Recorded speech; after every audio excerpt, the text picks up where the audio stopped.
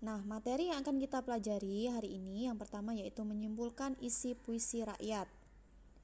Oke, nah sebelum kita bisa menyimpulkan isi puisi rakyat itu, alangkah lebih baik kalian mengetahui langkah-langkahnya. Yang pertama, kalian harus membaca keseluruhan teks, yaitu pantun, syair, atau gurindamnya. Kemudian langkah yang kedua, silakan kalian mencari makna kata sulit pada setiap lirik atau baitnya. Kemudian yang ketiga, tentukan maknanya per bait.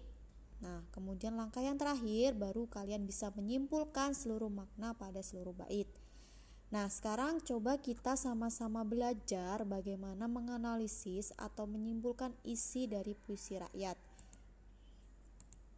Perhatikan contoh yang ada di layar. Yang pertama kita akan menyimpulkan isi pantun. Nah, di layar ada contohnya. Kita baca sama-sama. Air surut memungut bayam, sayur diisi ke dalam kantung. Jangan diikuti tabiat ayam, bertelur sebiji, riuh sekampung. Nah, apa maknanya? Kita coba analisis ya. Yang pertama, sesuai dengan langkah-langkah yang tadi ya, kita cari makna kata sulit. Nah, di dalam contoh pantun itu ada kata sulitnya apa? Yang menurut kalian bingung atau kalian belum paham maknanya? Nah, kita coba saja mencari kata sulit. Kalian bisa lihat hanya di baris ketiga dan keempat, karena kalau pantun isi itu kan berada di baris ketiga dan keempat. Nah, kalian lihat ini ada kata tabiat. Kata tabiat ini maknanya apa? Maknanya adalah perangai, watak, budi pekerti. Nah, kemudian langkah yang kedua kita simpulkan sekarang. Nah, baca lagi di baris ketiga dan keempat, jangan diikuti tabiat ayam. Nah, berarti jangan mengikuti perangai atau watak ayam. Maksudnya apa? Bertelur sebiji riuh kampung. Ayam itu kan kalau mau bertelur, meskipun bertelurnya sebiji, dia itu riuh atau berisik ya. Berisik itu suaranya tuh kemana-mana gitu. Tidak hanya di dalam rumah, tapi tetangga-tetangga sekitar itu pasti akan mendengar kalau ayam-ayam itu akan bertelur. Nah, jadi jika kita memahami makna dari pantun ini, bisa disimpulkan bahwa biasakan bersikap tenang, jangan ribut hanya karena masalah kecil. Nah, maksudnya apa ini? Ya tadi di baris ketiga dan keempat ini tadi ya. Masalah kecil itu diibaratkan sebagai bertelur sebiji. Sebiji itu kan hanya kecil ya ibaratnya, jumlahnya hanya satu. Kemudian riuh tadi, jangan ribut. Nah, ini artinya jangan mengikuti tabiat ayam tadi. Seperti itu. Lanjut, kita menganalisis atau kita menyimpulkan isi syair ya. Kita lihat di layar ada syair perahu. Nah, kita coba baca dulu. Inilah gerangan suatu madah, mengarangkan syair terlalu indah. Membetuli jalan tempat berpindah, di sanalah itika diperbetuli sudah. Wahai muda, kenali dirimu, ialah perahu tamsil hidupmu. Tiadalah berapa lama hidupmu, ke akhirat jua kekal hidupmu. Hai muda, arif budiman, hasilkan kemudi dengan pedoman. Alat perahumu jua kerjakan, itulah jalan membetuli insan. Perteguh jua alat perahumu, hasilkan bekal air dan kayu. Dayung pengayuh taruh di situ supaya laju perahumu itu. Nah, ini adalah penggalan dari syair perahu. Kemudian kita coba simpulkan isinya, maknanya itu apa? Nah, yang pertama ini ya, tadi mencari kata sulitnya. Nah, ini kebanyakan kan banyak kata-kata sulit nih, yang pasti kalian akan bingung apa sih ini maknanya. Nah, coba kita analisis satu persatu ya. Pada bait pertama ada kata madah, yang saya tandai madah, artinya adalah suatu karya. Nah, kemudian ada lagi itikat. Itikat itu adalah kepercayaan atau kepada Tuhan ya. Kemudian tamsil. Nah, kata tamsil kita lihat di bait kedua ini ya, tamsil. Artinya perumpamaan berasal dari bahasa Arab yang mitsal yang juga diserap ke dalam bahasa Indonesia menjadi misal. Nah, kemudian hasilkan kemudi, yang dimaksud adalah milikilah dan gunakanlah kemudi. Nih ya, hasilkan kemudi. Kemudian insan maknanya adalah manusia. Kemudian laju, cepat. Ayar maknanya adalah air. Dan seterusnya, kalian bisa baca sendiri di layar makna-makna dari kata sulit yang ada dalam syair ini. Kalau sudah, selanjutnya coba kita mencari maknanya per bait. Ya, kita analisis lagi ya. Ini syairnya, kemudian yang pertama, bait pertama nih ya. Setelah kalian mengetahui tadi makna kata sulitnya, kemudian cobalah kalian rangkai menjadi sebuah kalimat maknanya. Nah, kalau bait pertama seperti ini. Ini adalah suatu karya, madah tadi karya ya. Berupa syair yang sangat indah. Nih, mengarangkan syair itu kan membuat syair. Nah, syair ini memiliki tujuan untuk membetuli atau memperbaiki jalan tempat berpindah dari yang buruk menjadi lebih baik nih ya. Nih, di sanalah itikat diperbetuli sudah, berarti disinilah akan adanya perbaikan. Kemudian pada bait kedua kita coba analisis maknanya. Nah ini ya, wahai para pemuda, kenalilah dirimu, hidupmu itu ibaratnya sebuah perahu yang diterpa ombak, angin dan badai. Ketahuilah juga bahwa hidupmu tidak lama di dunia ini. Pindah ke akhirat juga, hidupmu di akhirat itu akan kekal. Nah, ini kalian bisa lihat ya. Tiadalah berapa lama hidupmu, ke akhirat juga kekal hidupmu. Nah, inilah maknanya bahwa kita itu tidak akan kekal atau kita tidak akan lama hidup di dunia ini. Kemudian bait yang ketiga maknanya, wahai pemuda, jadilah pemuda yang arif dan berbudi baik, membawa perahu. Itu maksudnya tadi adalah hidup ya, dengan pedoman yaitu ajaran agama. Alat perahu itu apa? Biasanya kan ada dayung dan lain sebagainya itu ya. Kemudian yang dimaksud alat perahu ini di sini adalah ibadah, amal baik, kewajiban agama dan lain-lain juga dikerjakan. Itu semua adalah jalan untuk memperbaiki dirimu sebagai manusia. Kemudian makna dari bait keempat ya, jika sudah dikerjakan maka ditambah lagi, diperteguh lagi alat perahu itu tadi ya, ibadahmu, tambah lagi bekal air dan kayu, yaitu apa? Pahala. Nih kan, hasilkan bekal air dan kayu. Nah, maksudnya adalah pahala. Kemudian tambah lagi dengan ibadah lain, dayung pengayuh, supaya kita bisa cepat menjalankan perahu kehidupan dan cepat pula melewati jalan ke akhirat.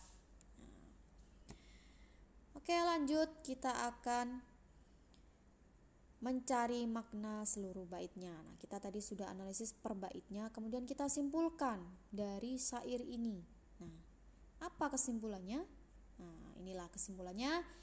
Jadilah orang yang baik, siapkan bekal sebelum ajal menjemputmu untuk menjemputmu menuju ke akhirat. Kemudian selanjutnya kita akan mencoba belajar menyimpulkan isi gurindam. Nah, sekarang di layar sudah ada contoh gurindamnya. Kita baca dulu. Jika hendak mengenal orang mulia, lihatlah kepada kelakuan dia. Kemudian jika hendak mengenal orang berilmu, bertanya dan belajar tiadalah jemu. Kira-kira maknanya apa? Nah, pada bait pertama ini ya, bait pertama ini maknanya adalah untuk mengetahui seseorang baik atau tidak bisa dilihat dari tingkah lakunya. Nah, ini kan jika hendak mengenal orang mulia itu adalah orang yang baik. Kemudian pada bait kedua, nih ya, jika hendak mengenal orang berilmu, bertanya dan belajar tiadalah jemu. Ini maksudnya apa? Nah, bila ingin pintar, jangan malu bertanya dan belajar pada orang yang lebih pintar.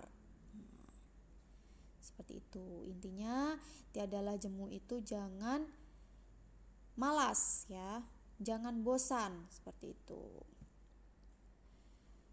Oke, selanjutnya kita akan melanjutkan materi yang terakhir, yaitu kaidah kebahasaan puisi rakyat. Nah, sekarang kalian perhatikan ada beberapa kalimat dalam puisi rakyat ini yang bisa kalian pelajari. Yang pertama adalah kalimat perintah. Nah, kalimat perintah ini apa, anak-anak? Adalah kalimat yang berisi atau bermaksud memberi perintah atau suruhan, ditandai dengan imbuhan lah dan tanda seru. Nah, ini yang membedakan kalimat perintah dengan kalimat larangan atau kalimat yang lain ya.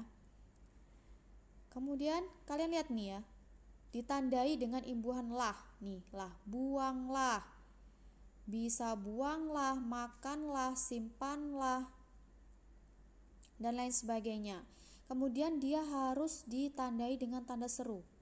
Karena jika dia tidak ada tanda serunya, berarti kalimat ini termasuk dalam kalimat ajakan, ya, bukan kalimat perintah.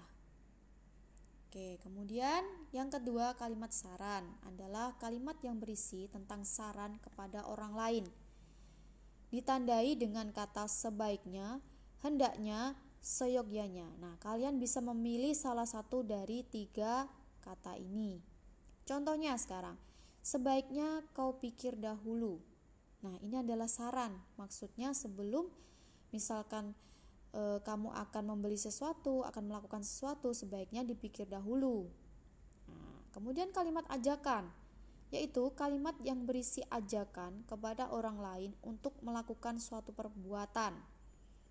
Nah, ini ditandai dengan kata ayo, mari. Jadi kalian bisa menggunakan salah satunya. Contohnya misalkan ya, marilah kita menjaga lingkungan ini. Nah, ini adalah yang Ibu maksud tadi ya, membedakan antara kalimat ajakan dengan kalimat perintah. Sama-sama menggunakan imbuhan lah di belakangnya, tetapi berbeda. Kenapa berbeda? Karena jika kalimat ajakan dia tidak menggunakan tanda seru. Nah, kemudian selanjutnya kalimat seru. Kalimat seru adalah kalimat yang mengungkapkan rasa hati seperti kagum, heran, senang, dan sedih. Ditandai dengan kata betapa, alangkah, dan bukan main. Boleh dipilih salah satunya ya. Kemudian kita perhatikan contohnya. Alangkah indahnya alam Indonesia ini. Ini menyatakan apa? Menyatakan kagum. Nah, bagaimana jika menyatakan heran? Contohnya misalkan, bukan main pintarnya anak ini. Nah, itu heran. Karena kalian merasa, wah, anak ini sangat pandai sekali. Selanjutnya yaitu kalimat larangan. Adalah kalimat yang berisi larangan agar orang lain tidak melakukan suatu perbuatan. Nah, sudah jelas kalau larangan itu berarti adalah dilarang. Nah, larangan itu biasanya ditandai dengan kata jangan, hindari, tidak boleh. Nah, seperti itu. Contohnya ini ya, jangan mudah berprasangka buruk kepada orang lain. Nah, inilah contoh dari kalimat larangan. Baik, selanjutnya kita akan mempelajari mengenai kata penghubung. Ya, di sini ada 4. Yang pertama kata penghubung tujuan, yaitu apa? Kata hubung yang menjelaskan maksud dan tujuan suatu acara atau tindakan. Nah, ini ditandai dengan kata supaya, untuk, agar, guna. Kita kasih contoh satu ya. Misalkan saja kalimatnya seperti ini. Anita belajar sangat rajin agar ia mendapatkan juara olimpiade. Nah, kita menggunakan kata agar tadi ya. Tujuannya apa? Tujuannya tadi supaya dia menang juara olimpiade. Nah, itulah yang dimaksud dengan kata penghubung tujuan. Kemudian yang kedua, kata penghubung sebab. Nah, kata penghubung sebab itu apa? Yaitu kata hubung yang menjelaskan penyebab atas suatu peristiwa atau tindakan terjadi. Nah, ditandai dengan kata sebab, sebab itu, karena, oleh karena itu. Kita coba bikin satu contoh kalimat seperti ini ya kalimatnya.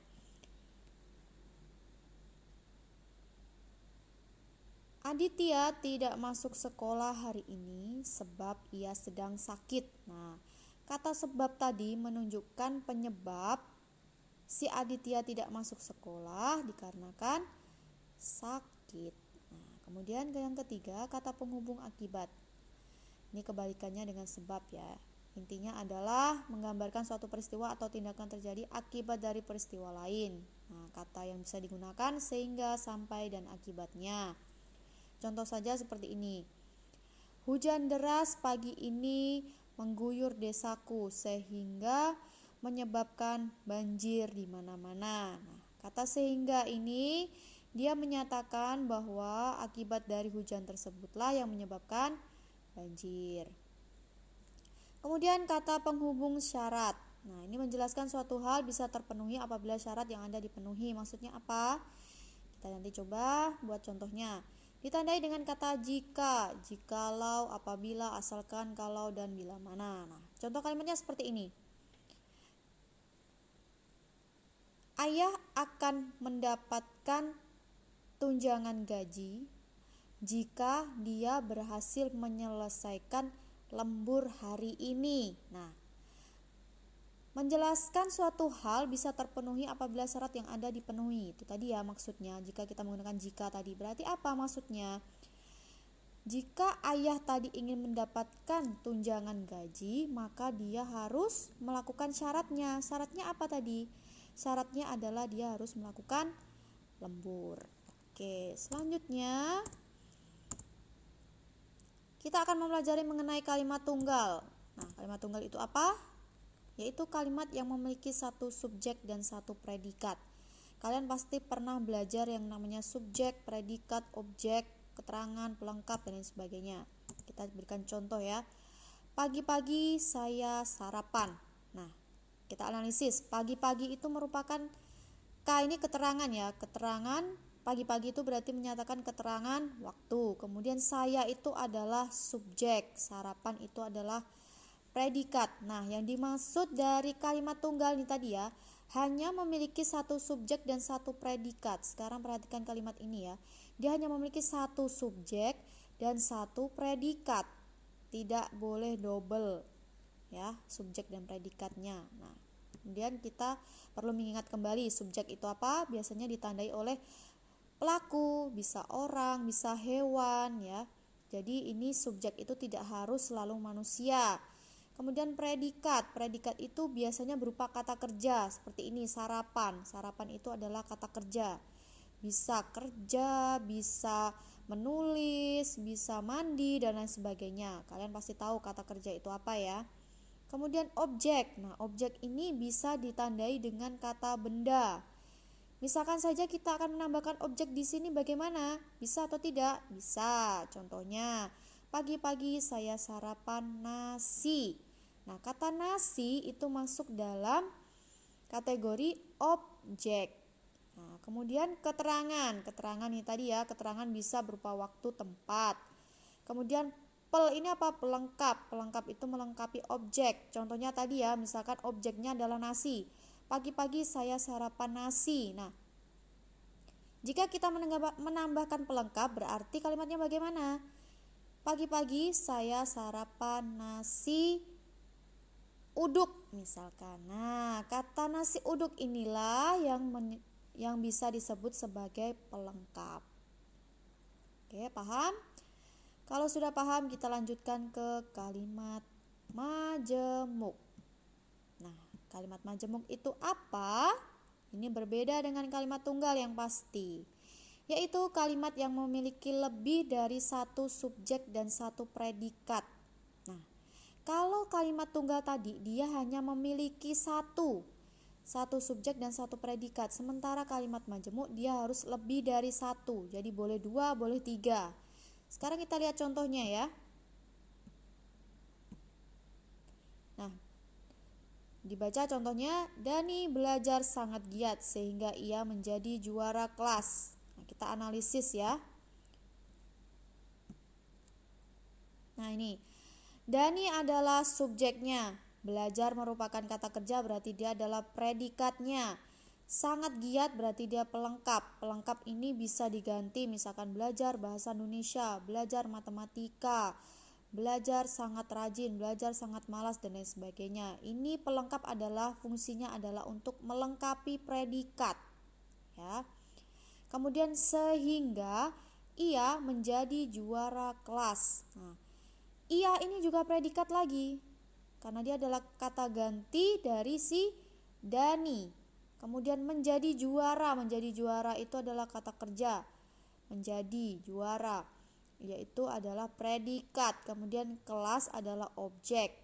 Nah, kan tadi kalimat majemuk intinya adalah lebih dari satu subjek dan satu predikat. Nah, kita lihat contohnya. Ada berapa subjek? Ada 2 nih, Dani dan ia. Kemudian predikatnya juga ada 2, yaitu belajar dan menjadi juara. Nah, inilah yang dimaksud sebagai kalimat majemuk. Nah, kalian sudah paham ya anak-anak ya?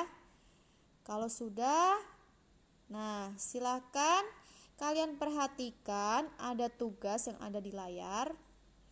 Nih yang pertama ya, Ibu bacakan dulu. Analisislah isi atau makna pada 3 puisi rakyat berikut ini. Ini ada pantun, ada gurindam, dan ada syair. Nah, silakan kalian kerjakan di buku tugas kalian. Kalian cari maknanya masing-masing dari 3 puisi rakyat ini ya. Pantun ini maksudnya apa, gurindam ini artinya apa, dan syair ini juga artinya apa. Kalian bisa melihat lagi pembahasan tadi sebelumnya bagaimana caranya. Kalian bisa menganalisis isi atau makna dari puisi rakyat.